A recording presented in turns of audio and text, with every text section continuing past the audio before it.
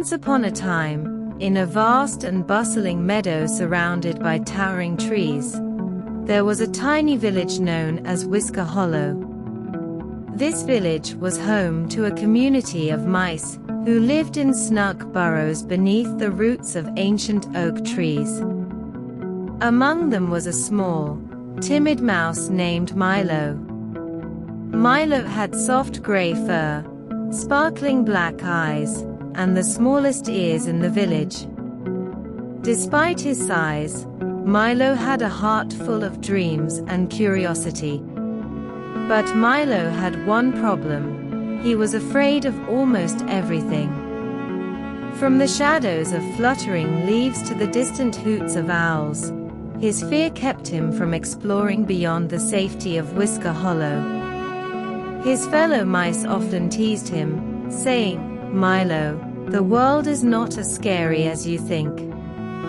You just need a little courage." A call for help.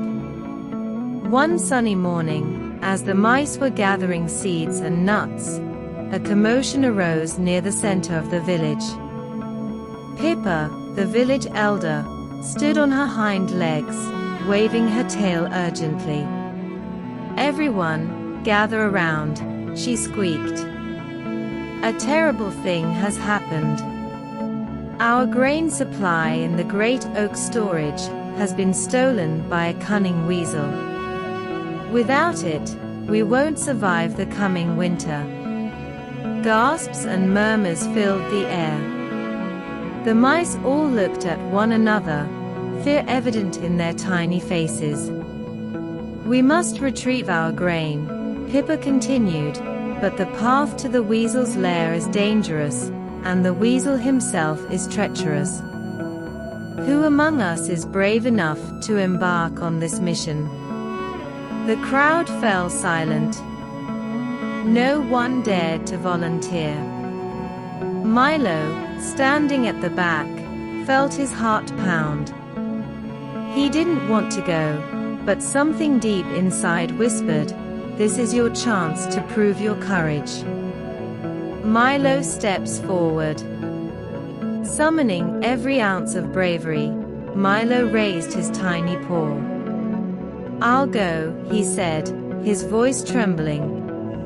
The other mice turned to him in shock. "Milo, are you sure?" asked Pippa.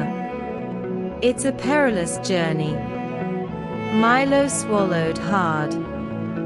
"I may be small, but I can try. Our village needs that grain." Pippa nodded solemnly. "Very well, Milo. You will need a guide. Take Rufus the sparrow. He knows the forest well." From a nearby branch, a brown and white sparrow fluttered down. Rufus gave Milo an encouraging chirp. "Don't worry, little one. Together, we'll get through this." The journey begins. The next morning, Milo and Rufus set out at dawn. The forest beyond Whisker Hollow was a maze of towering trees, thick underbrush, and hidden dangers. Milo had never ventured so far from home, and every rustle of leaves made his fur stand on end. "Stay close," Rufus said, flying just above Milo. "The weasel's lair is in the hollow of a pine tree deep in the forest." As they journeyed, they encountered many challenges. A wide stream blocked their path, but Rufus taught Milo how to balance on a floating leaf to cross it. Later, they had to dodge a swooping hawk, hiding under a fallen log until the predator flew away. Each obstacle tested Milo's courage, but with Rufus' guidance, he pressed on. The wise toad. At midday, the duo stopped by a shimmering pond to rest. There, they met a wise old toad named Thistle. "Where are you headed, little mouse?" croaked Thistle, his large eyes glinting in the sunlight. Milo explained their mission. The toad nodded thoughtfully. The weasel is indeed a clever foe. You will need more than bravery to outwit him. Take this, he said, handing Milo a small pouch made of lotus leaf. Inside were tiny seeds that sparkled like gold. What are these? Milo asked. Golden seeds of truth, Thistle replied. If you scatter them, they will reveal what is hidden. Use them wisely. Milo thanked Thistle, tucking the pouch into his satchel. Feeling a renewed sense of purpose, he and Rufus continued their journey. The weasel's lair. By evening, they reached the weasel's lair. The hollow pine tree loomed above them, its twisted branches casting eerie shadows. Milo's paws trembled as he crept closer. Be careful, Rufus whispered. The weasel could be anywhere. As they peered inside the hollow, they saw piles of stolen grain, nuts, and shiny trinkets. But there was no sign of the weasel.